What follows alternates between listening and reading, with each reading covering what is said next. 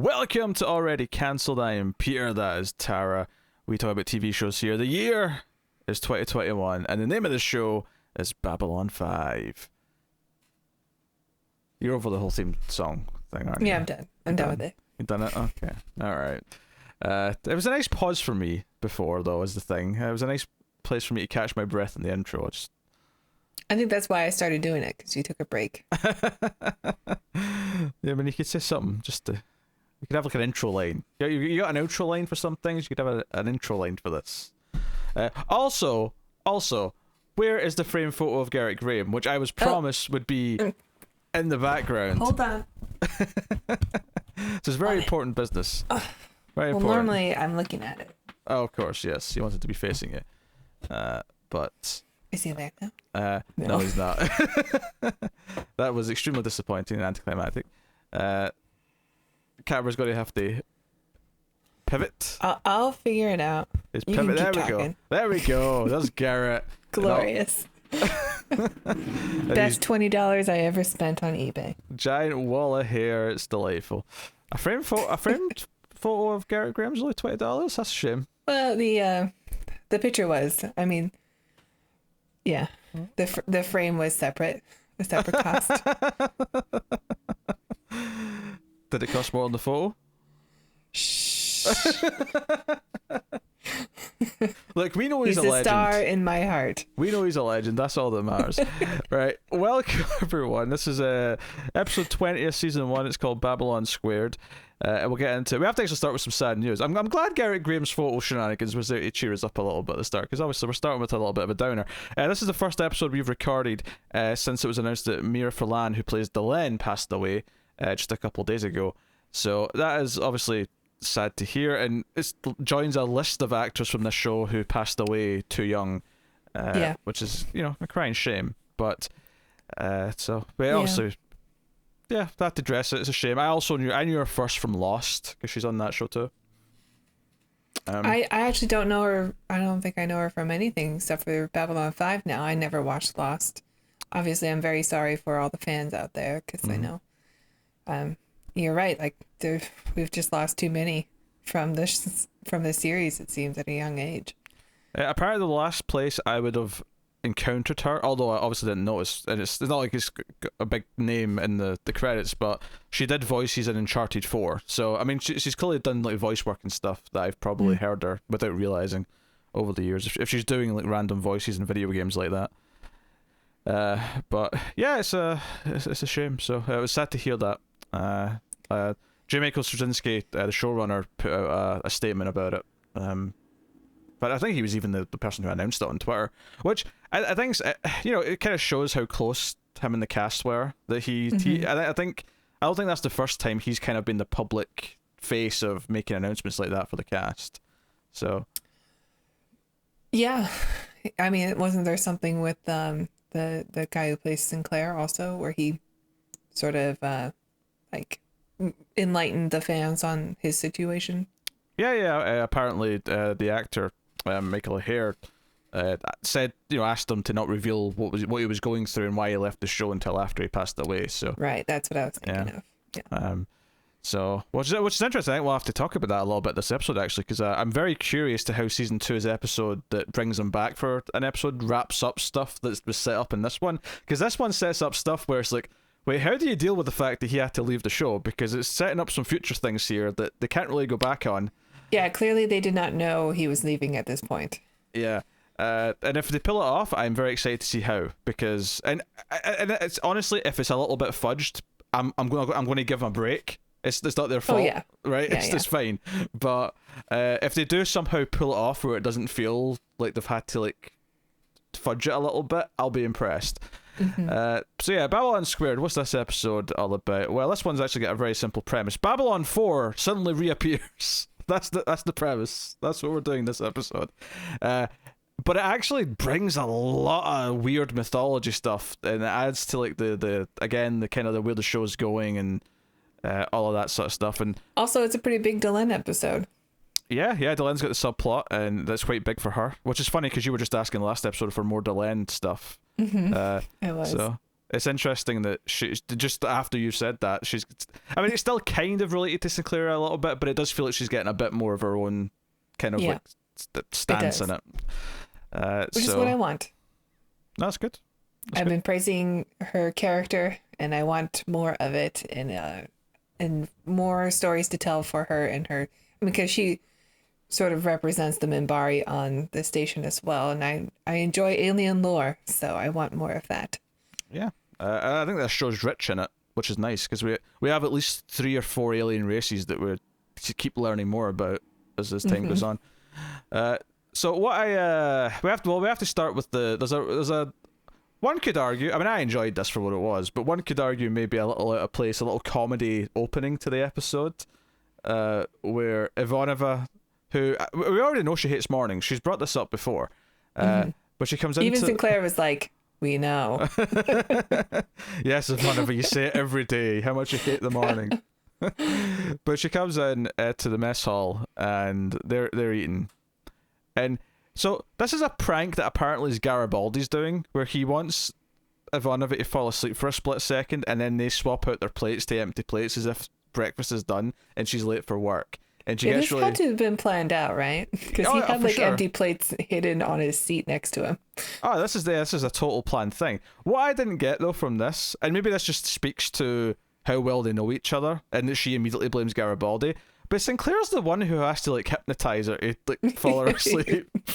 Why is she immediately blaming? Because you hear her off camera go, "Garibaldi, you're a dead man," and it's amusing. But it's like, why is, because even Sinclair, like after she leaves, like I'll notify your next of kin. Yeah, that was it. Yeah, it was a line like that. And I was like, wait, but you're the one who did most of it. Garibaldi just had the plates that stand by. You're the one who actually put her to sleep. Yeah. With your seductive meditation. Maybe I thought of it as seductive, but it's a little bit. It's okay. You can admit you got a bit of a crush on Sinclair. He's grown on you over the past. Oh, he's a nice guy. 20 episodes. He's I like old man Sinclair better though. With the grey in the hair. And the eyebrows. More gravitas. And the thick makeup lines around the laugh line. But more on that in a bit. But so yeah, well, one of the ships from B5 encounters something appearing. We don't really know what it is yet, but when their fighter comes back, the body on board is dead, but he's scratched. There's 2 weird things. One, he's scratched into his hand B4. And I did like that Ivanova immediately goes, "As in Babylon 4." I was a little bit worried they might like take 5 minutes going, "What does B4 mean? What B4 what?" He scratched it into his belt buckle, which is like made of metal. I thought that was like you didn't have any other way to write it. But he had a tool to write onto his belt buckle. That makes sense. He's got like a screwdriver or something. I mean, it's a ship after all. They'll have some simple tools for quick maintenance if the occasion calls for it, I would assume. Okay. I didn't give it much thought, but I was worried that they were almost going to be like, "Oh, what B4 means." I like that someone immediately went, "Wait, as in Babylon 4? What?" Like, I like that's where their mind just immediately went. I appreciate that. But of course, at first they're skeptical. The other thing is that the pilot has like, he looks normal from the outside, but his insides are like that of a 90-year-old man, and he's like died of old age. Apparently he's died of old age. Which is obviously very weird. But they get a distress call claiming to be from Babylon 5, or sorry, Babylon 4. This is very important. I need to get this number right every time I say it. And I did kind of like the Sinclair's about to say he's from Babylon 5. He's like, I am a Earth Force commander. No, I'm not going to tell you what I'm from. I don't want to freak you out. But it's adding up enough, and it seems to be whatever jumped it forward through time is going to happen again. So they've got like a window to evacuate the station and save all the crew on board. And that becomes kind of the goal of the episode. So Sinclair and Garibaldi with a squad of shuttles and fighters for escort go to where this station is, which is about 2 hours away in their space travel. And so that becomes the main thing. Before we get to the actual real meat of it, other comedy scene we have to... would you like to ask me the question? I'm sure you're dying to know after this conversation. No. I actually don't really like this scene. I don't think the comedy works very well here. I actually kind of agree. I like the one at the start of the episode. I don't mind. Like, I kind of like part of this. The part I like the idea that Garibaldi thinks about stupid shit like this. That part I like. Yeah, we all have shower thoughts. Yeah. Sure. The way it was played was a bit odd to me, where even at the end, like, because Sinclair does this little eye movement where he's like, because Garibaldi wants to talk about, do you when you're putting on your pants, do you fasten then zip or zip then fasten? And Sinclair, this is a stupid. Why are we talking about this? And then he feels bad because Garibaldi feels bad that he's asked this and been shot down. So he's like, okay, I fasten then zip. And then the one bit of this I do really like actually is Garibaldi's reaction. He's like, fasten then zip. Like he's like, yeah, we're brothers in arms. We both fasten then zip. But then he's like, do you want to talk about socks? He's like, no. But Sinclair does this little eye movement. It almost feels like a cartoon for like a minute. It's weird. I don't know. It seemed a little like forced comedy that I didn't get into it very much, but it's not that I don't like the show. I like the show, and some of the comedy does really work for me, but in this episode it just doesn't. I don't know. It's not working for me. That's fine. I mean, I some comedy beats work better. I think Ivanova, Garibaldi, and obviously Jakar and Londo, although they're not in this episode, but I think the comedy from them tends to work more often than it doesn't. But yeah, Ivanova's pretty funny. Yeah. But they get to the station, and there's so many big ideas we have to talk about here. So first of all, yeah, it's green. It's green. I like that it's a different color. I don't know. I'm a simple girl.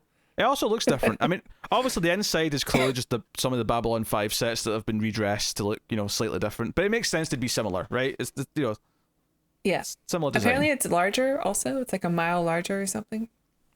So it holds like double the amount of... I read this in the trivia back when we watched the episode, like, how long ago? 2 days ago? I'm trying to reach back into my brain. I think it was like yesterday, but... Excuse me. Clearly, time as a concept has obviously lost all meaning. Yeah. Which is fine. But they have a bit of a gunfight with someone just to sort of set up the tension of what's going on. But very quickly, it's like, this commander who's here, and he's not. And I think it's important to mention that he's not the commander of Babylon 4. He was just the commander to finish the construction and like get it up to speed. He wasn't going to be the permanent like Sinclair of this space. He was, a temporary guy. Right. But for them, time has not really passed because they've essentially just jumped through time to this. Because they very clearly said in this episode it's been 4 years. Babylon 4 disappeared 4 years ago. So it's not like a huge time difference. It's kind of like the snap in the Marvel movies. It's just about that kind of length. And it means it's okay. We have to get going. We have to. But what happened? Like, why is this happening? And there's these weird flashes of light where different characters have like their own either flashbacks or flash forwards to a moment in time, which I think we have to. I mean, so Garibaldi's really obvious, and I kind of liked that it involved a side character from last episode who I thought we weren't going to see for a while, which is his ex-girlfriend. But we see like the scene where the one that's super out of his league, according to you. She is out of his league. Oh yeah. That said, though, you keep joking about him perving on Talia. They got married in real life. Yeah, that's true. Which someone pointed out in the comments, and I double checked it. And I was like, "Oh, this is great news." I mean, she's definitely out of his league too. Sure, he's got the charm. I don't know. That's like Garibaldi the charm. But. So no, I like this because it was like, okay, this is something we heard about just the last couple of episodes, and it gives us context that some of these are flashbacks and not flash forwards. The one that Sinclair has, which is Sinclair and Garibaldi, and Garibaldi's like having a last stand in some big battle. Yeah, he does his best Bill Paxton in Aliens. Kind of, yeah. He's kind of yelling. He's got this big sort of flame laser blast gun thing. You want some too? Come on, get some. I was like, oh, this is interesting, and this was I was going, yeah, but when does this happen now if Sinclair has to leave? Like, what is this? Because I have to assume the plan with this was that sometime down the line, we were going to get to this battle. Oh, see, I thought it was a flashback to when they served together in the war. Oh, you think so? Oh, that's you may what I was right. thinking. But the B4 guy right after this says that sometimes it's a flashback, sometimes it's a flash forward. And because Garibaldi's later was a flashback, I kind of thought this one was probably a forward. But it makes more sense that I just didn't even consider it was a flash forward. But that would make more sense. Like, why? Because it seems to be a moment of self-sacrifice for Garibaldi. And, I mean, if it was a flashback, then, okay, well, he made it out. But that's it. I mean, you always get around this by saying, oh, it's just possible futures. They're not set in stone. Kind of like, and that's even been set up in the show because the Centauri lady who was with Mr. Graham in that episode, Lord Kiro. Lord Kiro, she even said that, you know, her vision of Babylon 5 exploding is a possible future. It can still be avoided. It's not written in stone. So, plus the whole Centauri thing where they dream of how they're going to die. There's that also. Like, Londo knows he's going to die with his hands around Shakar's neck. Yeah. I always like the idea of these things being avoidable, even if they seem like they are predestined. So I'm okay with that as a... Yeah. And we've had this conversation before, but like I don't love it when they have to like rate these things so much, because then it's like, well, if they don't come true, then they mean nothing. And so why even bother? Yeah, but that's assuming that there's not a plan that they're going to stick to and it is going to pay off, which it's a bit early to not... I mean, I get that a lot of shows have failed when it comes to this, because they have. A lot have.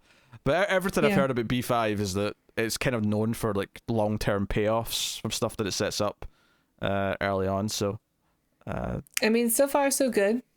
Yeah. And again, anything that doesn't happen because Sinclair has to leave isn't really their fault. Like, you know, they get leeway on that, I think.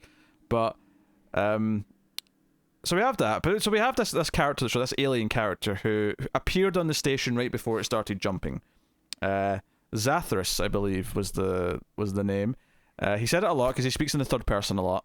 And he's refusing to talk. And what's interesting, because I watched this episode twice, because I watched it originally a few days ago, and then Tara delayed recording, so I had to watch it again. And then you delayed recording, so... Right?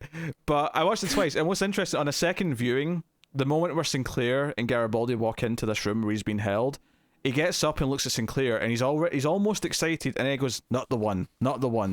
And it actually played even better in a second viewing, because when we find out later that the one, like, you know, the mysterious guy in the 2001 spacesuit, who is is a 2001 spacesuit, who's also teleporting through time, because I admit I kind of assumed it was Sinclair, because it just made so much like sense. Like, that's what the twist will be. It'll be one of our characters, and it's probably Sinclair.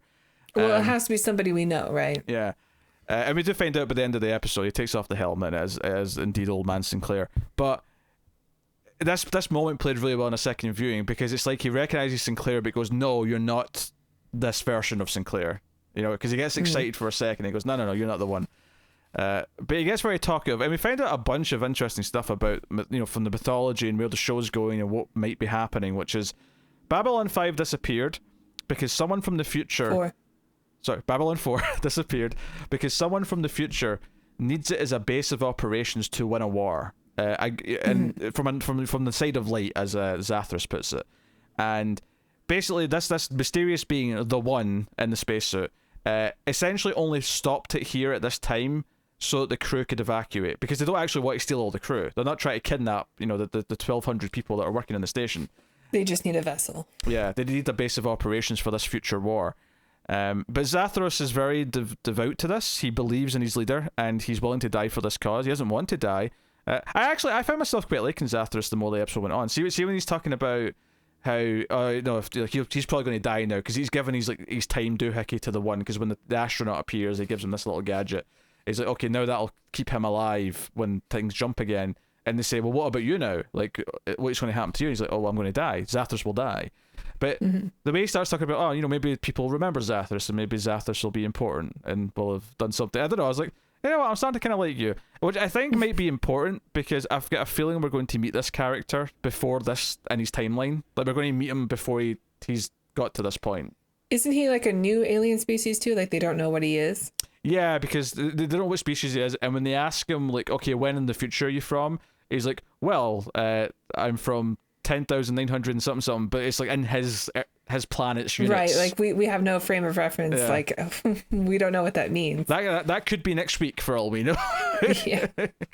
So I like that they mentioned that though. Yeah. They're like, well, what does that mean? yeah, I mean, if I have a critique about the episode, I do think the B4 commander, his acting's a little rocky at times. Yeah, I would agree. Even Zathras sometimes has like that improv thing going on where it's like, okay, this is clearly not something that you practiced. Yeah, I think he comes across as quite likable though. Whereas there's a couple of moments with the B4 guy where when they first admit they're from Babylon 5, when they're on Babylon 4, he immediately goes, Babylon 5, you say? And I was like, okay, that you were a bit quick to say that.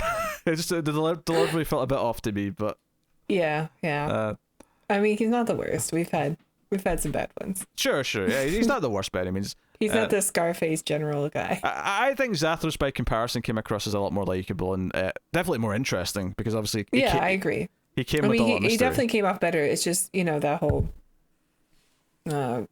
Maybe it was just like his movements or something. there's something that felt kind of goofy about his performance. I thought it was endearing, but sure, we'll see.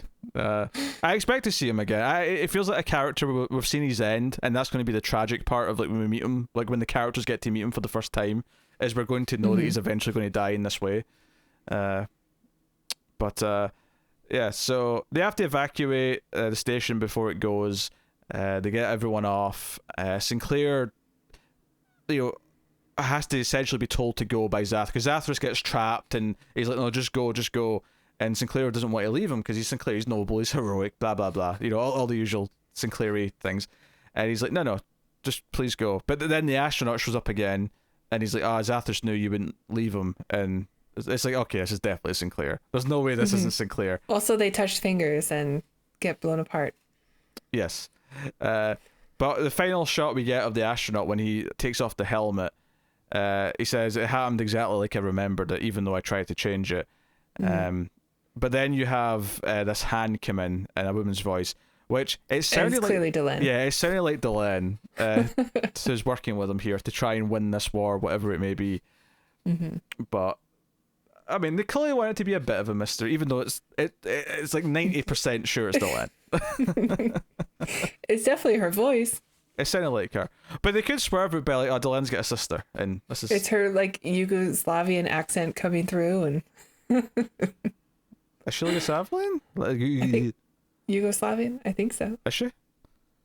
I thought she was French, but I think that was just because she's French on Lost, not because I actually know that she was French. No, you're right, Yugoslavia. Yeah. There you go. Cool.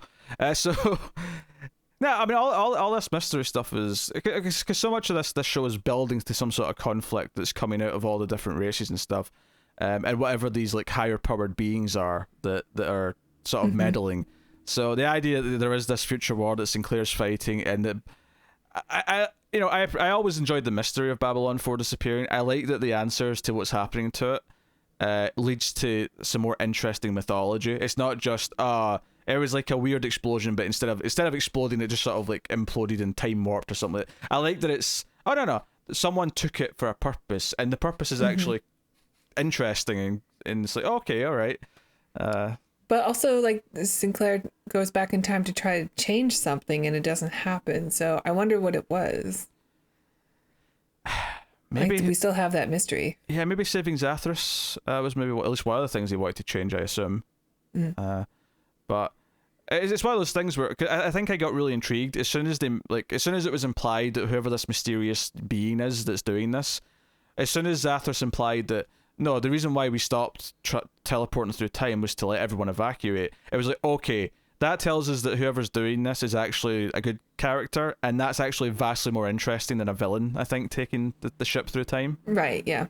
So it's like, okay, we're doing some interesting stuff here, which I dig. And I did really enjoy seeing the blue spacesuit from 2001: A Space Odyssey. I recognized it right away. It's not the exact suit though. Like, yeah, it is. It's the same one. Okay. I mean, part of it's like the components in the center are different, like a different color. But because I think in this one it's black or gray, and in the movie it's orange. but the actual suit is exactly the same. Yeah, it's the same one. Yeah, but you don't know for sure that they actually literally used the suit they had lying around at Warner Brothers. I think they are exactly the same. It's possible. I think they are the same one. It's possible. I'm not saying it's not. I'm not saying it's not. But it's got the same like arm thing as the one on the Discovery. Like the armband. You may very well be right. I'm just, my only doubt in this is that it's like there's a good 25-year gap between 2001. You think that it's a replica? Yeah, like I'm just saying that maybe not, but literally the same suits they were using when they were shooting 2001. That's all. I'm saying. The suit never got worn in the film. Like nobody ever wore the blue one. It was always just hanging there as a prop.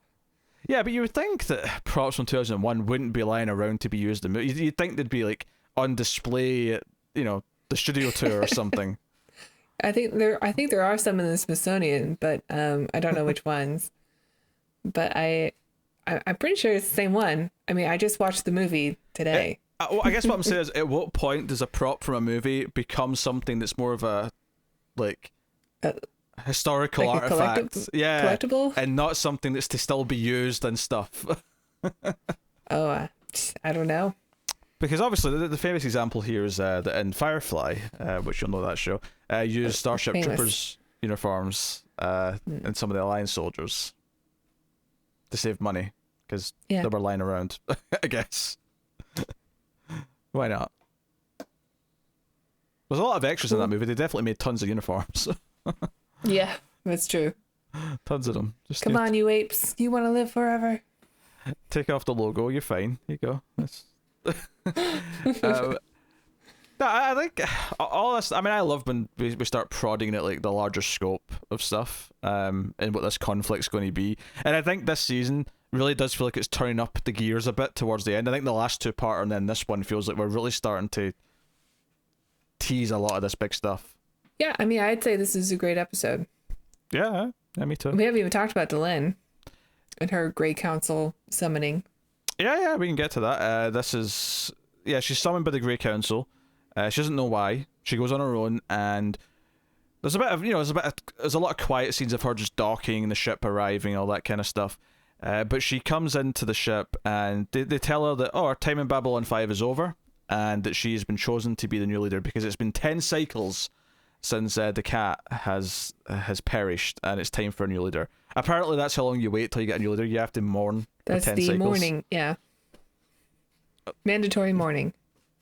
But Delenn immediately, clearly by her reaction, is not pleased by this this honor, as they keep putting it. She has unfinished business on Babylon 5. Yeah, I think this is. We've always had the impression that she's cared personally about whatever Sinclair's supposed to end up doing, and she cares about forming these bonds. I do actually think I like some of the points that are made by the Grey Council, though, where they say, of course we want you to be the leader. You actually have the best knowledge of other species that we interact with, and you're high ranking. Like, of course she's a natural choice. It makes sense. Yeah. I mean, I wasn't sure why she was on the station to begin with. Like, the whole Grey Council thing kept popping up, and it was always this big mystery. Like, why are you here? Why is there a Setai, or I think that's what she was called, on the Setai? Why is a Setai on the station? Shouldn't you be somewhere protected? And it's always been this big mystery about, is she there because she's spying, or is she there because she's being punished, or she's running away from something? I'm only kind of joking here, but I guess it's kind of the same reason why Sinclair keeps being on the front lines when he's supposed to be the commander and the command deck. He has to get down there and get his hands dirty. He has to be in the mix. Delenn's the same way. Right. Well, I mean, at least it answers some questions. Like, no, the Grey Council wanted her to be there, seemingly just to be an ambassador. Yeah, they say that our time's done, and she's like, what about the prophecies, though? And they're like, it's a prophecy. If it's going to happen, it'll happen, with or without you. Yeah. But she cares deeply, and she rejects this. She wants to go back to Babylon 5. She has a nice speech about humans and how we're the next big thing. Yeah, Joe, it kind of goes back to it. Obviously it's a little bit of obviously human beings are writing the show, So it's a little bit. It's a little pat in the human back. bias. Yeah, a little bit pat in the back. But it kind of ties into what I liked about that religious episode, about how we're the only species that have all these different religions, and that kind of makes us unique. And she kind of was tapping into that a little bit when she was talking about how, oh yeah, there's all this conflict over the past few thousand years, but they've made it to space travel quicker than anyone else did, and so on and so on. Like, there's a lot of passion there. It's the same thing. It comes up in other sci-fi. Fifth Element had a little bit of it. Well, actually, it reminds me a lot of, not so much in other Star Treks, but in Star Trek Enterprise, because that's like the formation of Starfleet, really. And it's under the supervision of the Vulcans, who have all this experience and are seemingly talking down to humans and trying to tell them they can't do things. But really, they're there to protect us, like, because they know things that we don't know, and we're super ambitious and we want to go out and explore. It's a little bit like that type of relationship.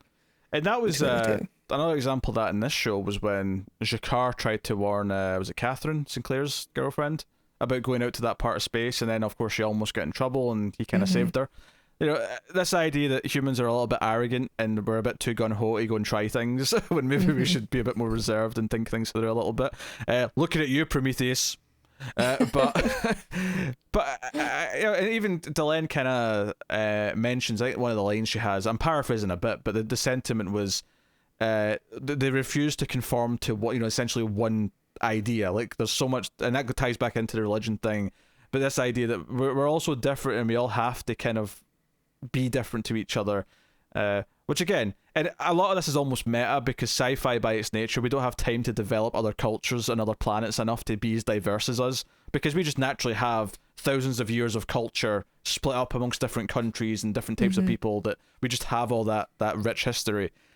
And this show does it better than most, because I think we have at least like 2 factions of every race at this point, and we have like parts of their history coming in, but even then, it's never going to be as deep as the human history, because it's real. Yeah. So, I dig that. This was a nice, intriguing. I mean, the plot had basically amounted to Delenn turning down an offer, them not being happy about it, but saying, "Okay, we're going to decide if we have to kick you out of the Grey Council, but for now, go back to Babylon 5." I like that their like meeting room is just like 9 spotlights, and whenever they disagree, they just turn their light off. Yeah, that's pretty amusing. Honestly, this was one of these things where I'm looking at it from like a real world view, and I'm like, this is such a cheap set. All this is a dark room with some lights. Like they get to have it be so mysterious, and all they're doing is having some lights. That's it. Right. Yeah. The robes look cool though. All the big fancy robes and the staffs. Yeah, I mean the costumes have, or I mean, I don't want to say the costumes have always been good, because some of the human costumes are not so good, but the alien design and the makeup and their whole costume design has always been pretty good. Yeah, obviously, I mean, I think the Babylon 5 outfits are fine. It's just, some of the more guest, like, one-off outfits and stuff have been a bit more... Well, like, just bring your best 90s shirt that doesn't have any logos on it to the set, please. People still wear t-shirts and jeans in the future. Hey, fashion is cyclical, okay? They're back round to 90s fashion in 2258. That's all you need to know. Love it. Hey, apparently the fanny pack's making a comeback, so I mean... no. They wear like a bandolier like across the chest. It's weird. Is that like a real thing now? Mm-hmm. I don't remember that in the show. I'm like, you must be talking about real life. Oh, I'm talking about real life. Yeah. I don't know. I don't keep up to fashion. I've been wearing essentially the same fashion I've been wearing since I was like 12. It's not changing, right?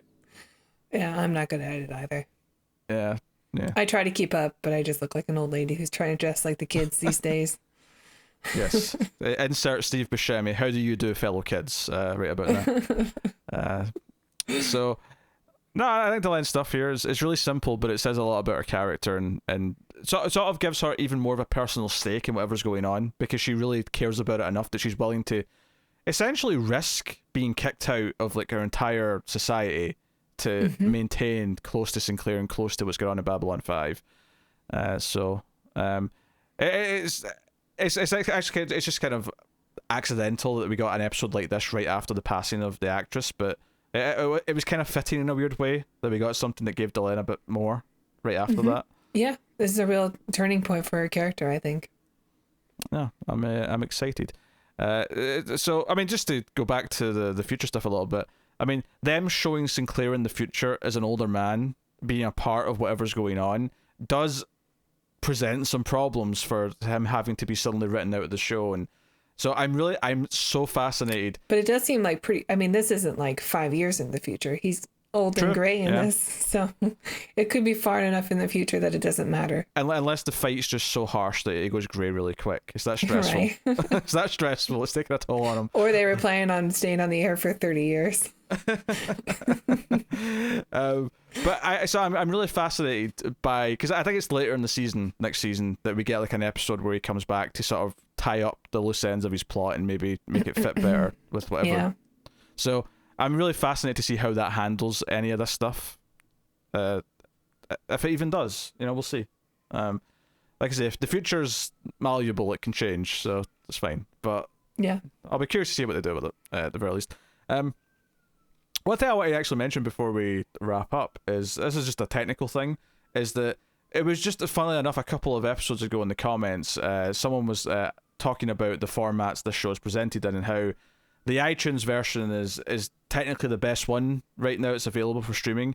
The one that's on Amazon and Google, and I think the DVDs, which is in widescreen, is a little bit poor quality and has a problem that, even though it was shot in widescrent, they wanted to shoot it in widescreen, and maybe naively they thought, oh, it'll be cheap to redo the CG later. It isn't. But because of that, when you're watching the widescreen version, anytime there's an effect, it zooms in because there's the effects were never rendered beyond the 4:3 area. And I did notice it when I was watching the earlier episodes. You could notice it go really low resolution and really cropped whenever there was like a blaster being fired or something like that. And I was like, yeah, maybe I'll switch to iTunes for season 2 now that I know they've got a better quality. But I'm kind of used to the widescreen now, and I was kind of like, there's pros and cons to both. There's no like perfect. This is definitely the best way of watching it. The reason why I'm bringing this up is because when I went to watch this episode, Amazon changed, like all of their Babylon 5 has changed to the 4:3 version, so now it's the same as the iTunes one. And it was notably better quality. Like it felt less pixely and it looked a little bit sharper. So I watched mine on Google. Yeah. I bought the whole season on Google like a year and a half ago. Yeah, I bought it on Amazon. Yeah. So I'm not sure what my what my version is. I don't do aspect ratio. I don't know. It's not. It's widescreen. Well, I don't speak it. Does it fill the TV? Is there black bars? I don't remember. Is that widescreen? I didn't take note. Actually, no. I know it's widescreen because you took a photo to show me a crew member at the side of the screen. Yeah, there was one you could see when Sinclair gets when they touch fingers. They got pushed back, and then you could see just a crew guy just sitting there in a shirt. Yeah. Amusingly, I never saw this because it is in that part of the screen that in the 4:3 version. I mean, maybe you can see like his knee poking in the 4:3. I mean, he's in like the whole shot. Yeah. Yeah, but if you look at where he is in the frame, he's mostly in that column at the side. Mm-hmm. So I think in the 4:3, the reason why I never noticed him is because it's probably just like a knee that's popping in it. So it could have been anything. But that's kind of funny. That's kind of funny. And it's funny to think like, how did nobody notice this?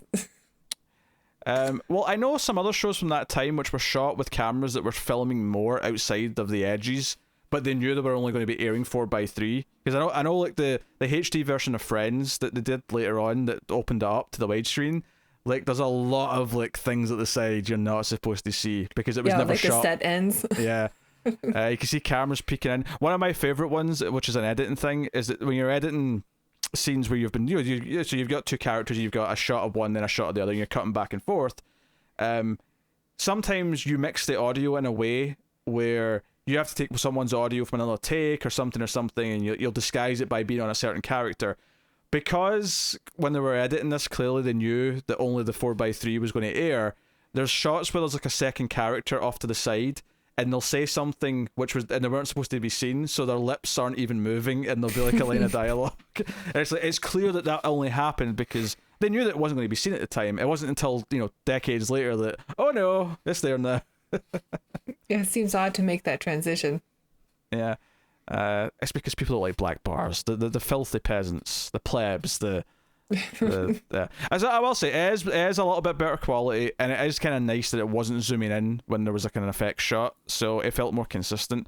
Even though I did like the widescreen framing, but they've made a choice for me out now because it's all changed anyway. So I guess I'm on this version now. But I might actually switch to iTunes for season 2 because it's like half the price for the same version. So so why not? But hey. Maybe I will too then. Yeah. Yeah, it was like £16 a season on Amazon, which was just fine enough, honestly, value-wise, but it's only £8 a season on iTunes, so... Hey. So that's some tech tidbits if you want to watch the show, or you're thinking about a new place to watch the show. But there you go. That's Babylon Squared. It's a really interesting, exciting episode, and... Mm-hmm. I agree. Yeah.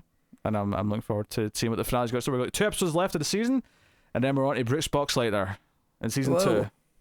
I know, new captain, or commander, I should say. Yeah, big deal.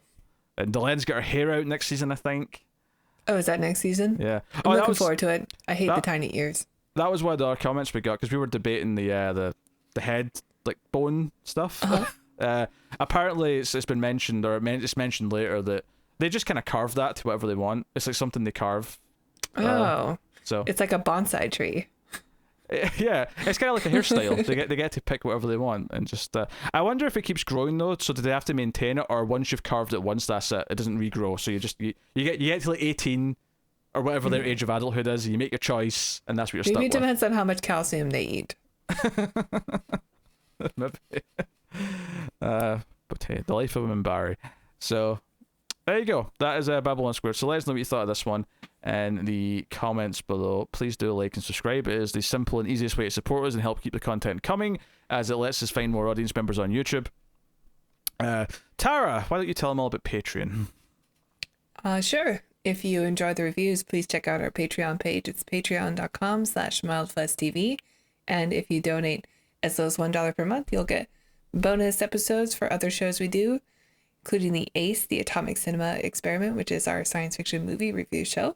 And if you donate $5 per month, you'll get access to these reviews 1 week early. So be ahead of the game and go check that out. Thank you. Yeah. So there you go. That's pretty much us. So thank you once again for watching and listening. We always appreciate it. Keep watching Babylon 5. Just don't give away the home world.